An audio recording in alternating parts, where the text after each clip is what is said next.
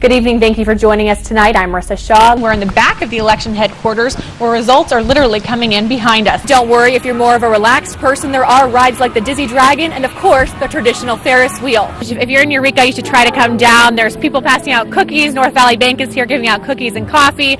Santa's even here taking free pictures with children and parents. It's the battle of big business versus local business. In my hand, I have the results of the 22,000 absentee ballots cast so far. Now, this is the first step in a number of hurdles that the Marina Center will need to overcome to have a chance at revitalizing the city. Others attribute it to voter confusion or just being fed up. Tonight, the city is looking at phase one of the controversial Marina Center project, which promises to bring in big business and big bucks to the area, but could also tarnish the image that Eureka is famous for. The governor called this special election to try and mend our state's budget deficit, which right now is estimated to be $15 billion short, even if these 6 propositions pass tonight. ICE agents executed the search warrant as part of an ongoing investigation that started months ago. Some long-legged ladies kick off the holiday season in New York today. The car will get about the same gas mileage as a regular Prius at around 45 miles per gallon, but it won't pollute the air like gasoline-fueled vehicles because it only emits water. A McKinleyville man is now behind bars after evading Humboldt County Sheriff's deputies since last week. The Arcata Endeavors lease is up on October 31st. If the City Council doesn't step in, this crisis center will be in a crisis and be forced to shut down.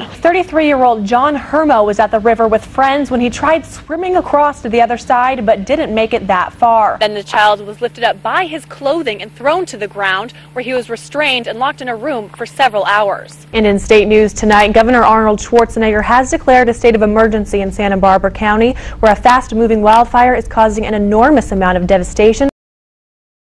Going to the courthouse and we're gonna get married. And Abigail chimed in, and it's finally legal. That's what Michelle and her family were singing in the car this morning on the way to the Humboldt County Courthouse so she could get married to a woman she has been in a relationship with for 8 years. Today, the state of California recognizes my relationship, and it means the world to me. The couple came to Eureka from Texas 7 years ago to have a better life. We thought we would be treated more fairly here and be able to realize our dreams and have a family, grow a family, and live our happily ever after story. It looked like happily ever after today as they said their vows in front of family and friends, but this isn't the first time they've tried. We've come every Valentine's Day to ask for a marriage license, and today they said yes. The first same-sex couple to get married this morning asked for a confidential service, but Michelle and Jamila were the second at 10:30 a.m. and the first open ceremony. Although this may seem groundbreaking, the couple says the road to get here was already paved for them. Same-sex couples have been getting married for eons. The only thing new about this is that finally our state government is recognizing our relationships and our commitments. Since the California Supreme Court overturned the ban on same-sex marriage last month, the county recorder has been busy changing all of the documents from bride and groom to Party A and Party B. We had to update our records accordingly, update the forms that we have online to accommodate that. The fight is not over for California's gay and lesbian couples. An amendment to the state constitution that defines marriage between a man and a woman is on the November ballot. If it was approved, would most likely nullify all these marriages that are happening, and it would exclude same-sex couples from getting married. So all this celebration would be for naught if people voted for that. But today the celebration will keep going for those same-sex couples who can now legally say, I got married. This is Rissa Shaw for News Channel 3. Bruce Fisher's father built this house 20 years ago. He's been renting it out to 2 men since February, but didn't know what they were doing inside. I don't think animals would live in the situation that we saw. After discovering an outside leak, Bruce entered the house to fix the emergency. But what he found was much more serious. The renters converted this 2-story house into a marijuana growing operation. It's landlords like Bruce who are the ones really getting hurt by these grow houses. Now, the outside of this house may look okay, but the inside is a different story. The entire square footage was in grow structures and 220 power outlets and CO2 tanks and vents cut through the ceilings. Last night, the Arcata City Council unanimously passed medical marijuana land use standards for personal cultivation and dispensing, an ordinance no other city in the state has even touched. We've had a lot of fires, home invasions, it's affecting our housing stock, and it's changing the character of many of our neighborhoods. So we did not want to stand by and do nothing. Things are really out of whack between permit holders and property owners. And so it's good to see the City Council act the way that they did. To find that balance, the city will allow one patient per residence with a 215 card to grow up to 50 square feet of canopy. Anything beyond that 50 square foot would require an accessory building and would be subject to an additional permit. Cooperatives who dispense to patients will have to apply for a conditional use permit to operate.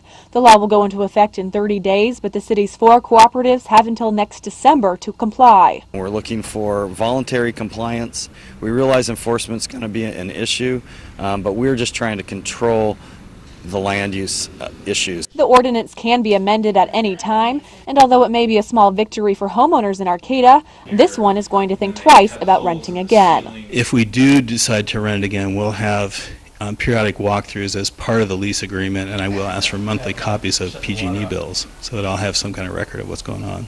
In Arcata, I'm Rissa Shaw, News Channel 3. On May 19, 1990, Curtis Hunsinger went missing from his sister's home in Blue Lake, and District Attorney Investigator Wayne Cox has been interested in finding him ever since. I remember being a patrol officer for the Eureka Police Department very early in my career and seeing the bulletins that he was still missing and, just wanting to be the one that found him. And yesterday he did find him in a forest just miles from Curtis's home, but it wasn't easy. We knew going into it was going to find a needle in a haystack.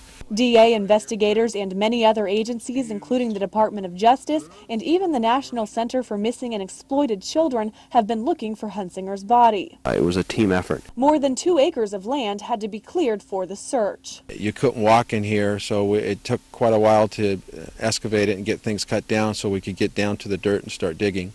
That digging took place for 6 days until about 2 o'clock yesterday afternoon. From metal detectors to some more sophisticated tools, we were able to locate his body. Investigators found Curtis's body in this hole. He was lying in a fetal position and was even found wearing the same clothes from the day he disappeared 18 years ago.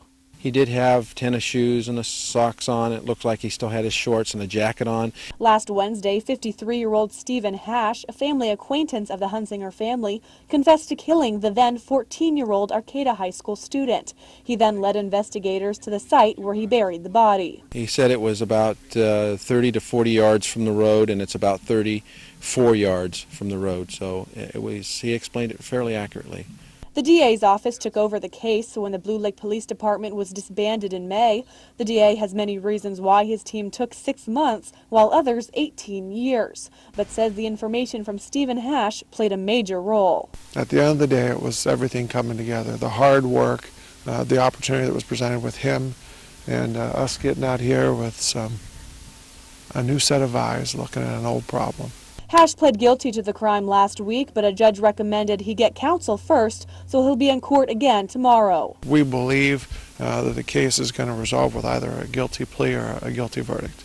So it's good for the case, but more important from our perspective, it was important for the family. And now they hope some peace can come to a tragic crime that's been a cold case for nearly 2 decades. I know they've had a really hard time for more than 18 years trying to figure out what happened to their son, their brother.